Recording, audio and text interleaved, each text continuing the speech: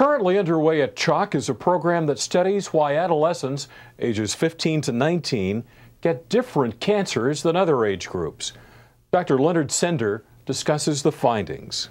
Adolescent cancer program is taking children really from about the age of 13 to 18.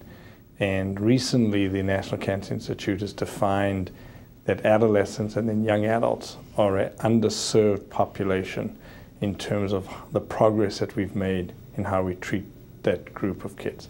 So there are unique biologies of different types of cancers that they get compared to the younger child or the older child. They are interesting psychosocial questions that we have to deal with.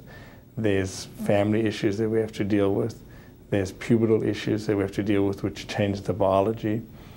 So it's a unique group of patients that we need to put more attention to. We have not made progress in curing them. We've made great progress in curing kids 0 to 14. Great progress in curing people, actually older people. But when you look at the survival of the group, that's sort of in that adolescent, we've actually had a decrease in survival. We have not made any improvement in 20 years. So that's why it's a big focus. We've been very successful in getting kids up to 16, 17 years of age. It's at that age when we start seeing the drop-off because the child or the parent believes that they don't need to be seen by a pediatrician or they don't want to see them in a children's hospital per se. So what they're doing is they're going to the internist, the family practitioner, or the emergency room. It turns out that more kids don't have any health care at that age. So one of the things we're doing is doing a massive outreach to our community, to every aspect of where people enter into a healthcare system to do it.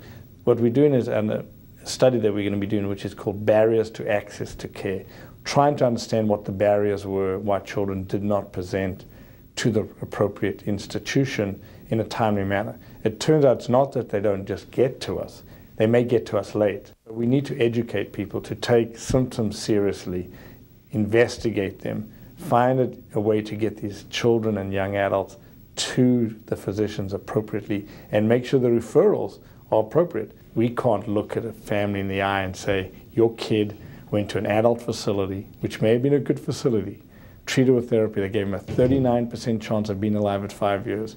If they would have been treated on a children's cancer protocol, they may have had a 68 to 69% chance of being alive. That has obviously its implications to society are immense, and we need to study it. And then we need to study it. Is it just because the treatment plans were the same, or that they were adhering to them, or there are other issues? So we don't want to be arrogant and say we know the answers, because we don't.